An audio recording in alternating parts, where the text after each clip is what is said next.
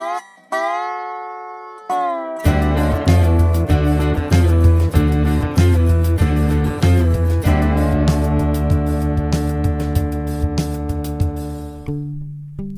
those of us in the Message, Jeffersonville, Indiana was a very sacred place.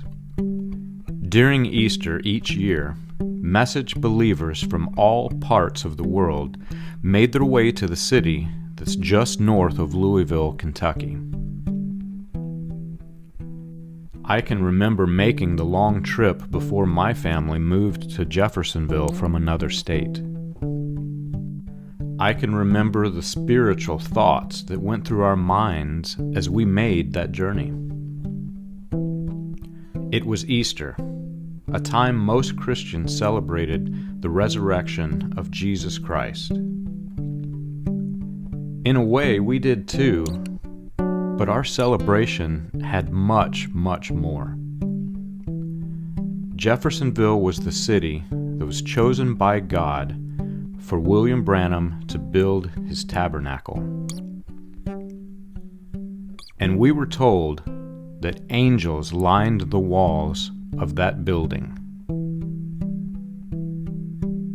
When we crossed the bridge over the Ohio River into Jeffersonville, we could almost feel the presence of someone greater. As children, this was very exciting. The Branham Tabernacle was only a few blocks from the river. In a small neighborhood with turn-of-the-century homes.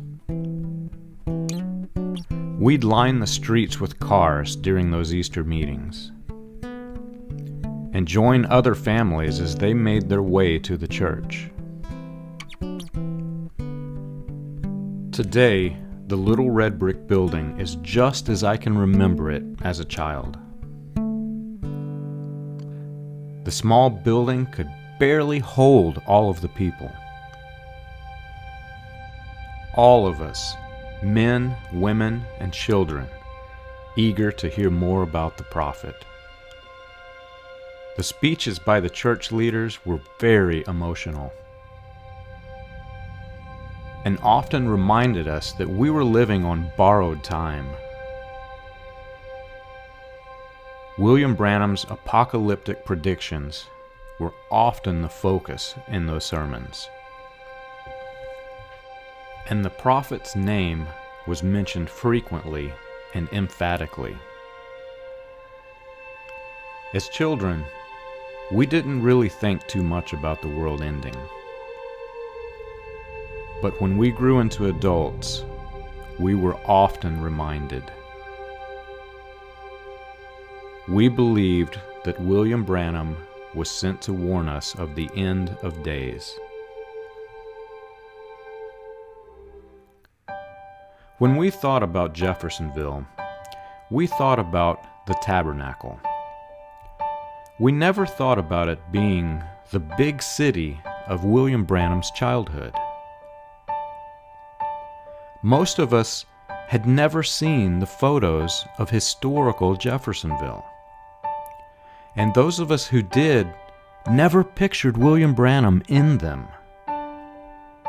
Jeffersonville was not a barren wilderness. It was filled with industry and entertainment. Streets were filled with automobiles, rivers with steamboats.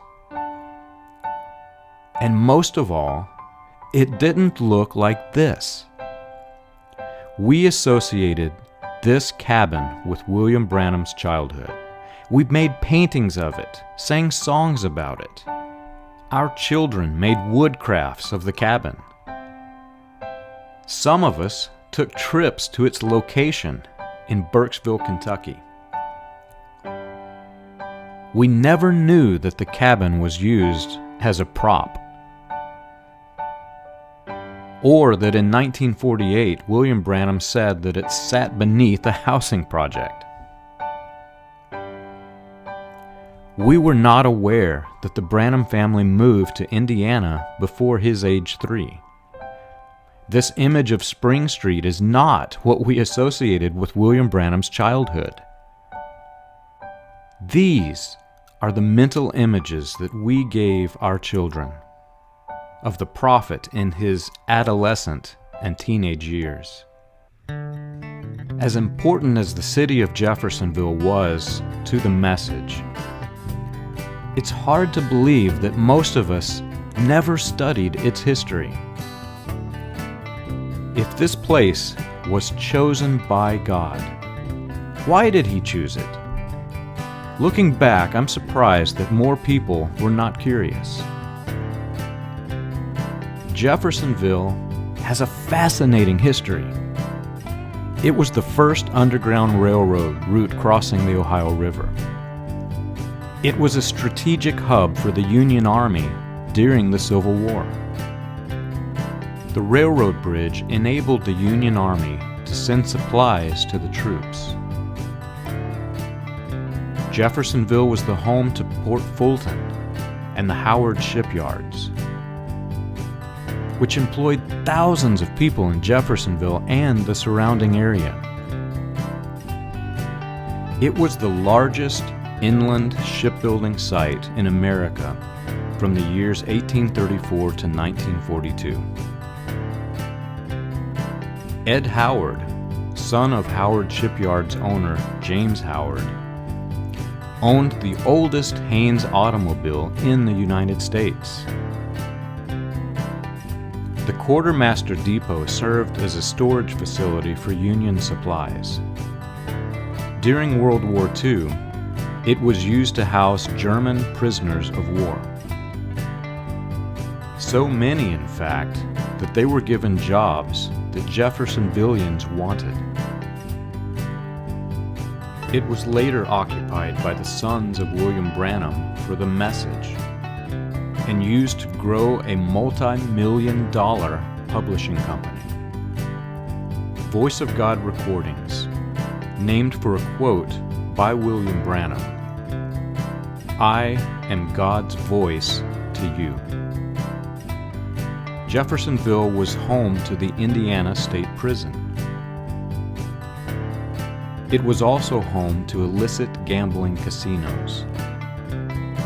At one time, the city was booming with activity. The monkeys were a big attraction at the greyhound races. And the city's liquor and gaming attracted famous mob bosses. The criminal activity in the city was such a problem that it was frequently discussed in city council meetings. City officials feared Jeffersonville streets would be just as dangerous as Chicago. Nevertheless, Jeffersonville became nicknamed Little Las Vegas. It wasn't until a militant organization posing as Christian invaded Jeffersonville that our story begins.